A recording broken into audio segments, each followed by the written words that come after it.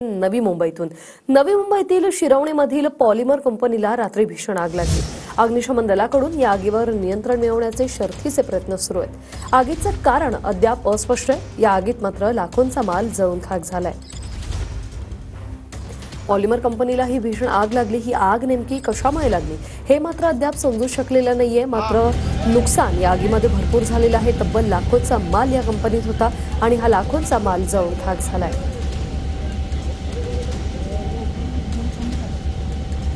हे लाईव्ह दृश्यामुळे पाहतोय आग विझवण्याचं सध्या काम सुरू आहे। संपूर्ण परिसरात धुराचे लोट।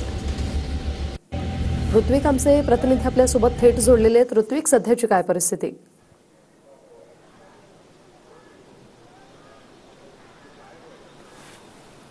नक्कीच वृषाली, जवळपास काल रात्री 10 वाजेच्या सुमारास या ठिकाणी आग लागलेली होती आणि आता सकाळचे 7 वाजता आहे। मात्र अद्यापही अग्निशमन दलाला या ठिकाणी जी आग लागलेली आहे त्यावर पूर्णपणे नियंत्रण करता आलेलं नाहीये। आपण दृश्यांमध्ये बघू शकतो कशा पद्धतीने या ठिकाणी ही Shubhada polymers product private limited ही कंपनी आहे आणि या कंपनीमध्ये जे इन्सुलन्स असतं, इन्सुलिन आणि जे ब्रेकर असतात त्या ह्या सर्व प्रोडक्ट या कंपनीमध्ये बनतात। हे सर्व प्रोडक्ट बाहेर गावी जातात। मात्र काल रात्री 10च्या सुमारास या कंपनीने अचानक आग घेतली होती आणि जवळपास बघता बघता संपूर्ण कंपनी ही आगीच्या भक्ष्यस्थानी गेल्याचं आपल्याला पाहायला मिळतंय। समोरचे दृश्य आपण बघू शकतो, लाईव्ह दृश्य कशा पद्धतीने या ठिकाणी हे जे धुराचे जे लोट आहे ते उंच आकाशामध्ये उडताना दिसते। यावरून या आगीची भीषणता आपल्याला लक्षात येईल। करोडोंचा माल या आगीच्या भक्ष्यस्थानी गेलेला आहे। मोठं नुकसान या कंपनी मालकांचं झालेलं आहे। आपल्याला माहितच आहे की जवळपास आता 10 वाजेपासून या आगवरती नियंत्रण मिळवण्याचा अग्निशमन दलाचे प्रयत्न सुरू आहेत। जवळपास 40 पेक्षा जास्त खेपा अग्निशमन दलाच्या पाण्याच्या झालेल्या आहेत। मात्र अद्यापही जवळपास 20% जी आग आहे तिच्यावर नियंत्रण मिळवण्यात यश आलेलं नाहीये।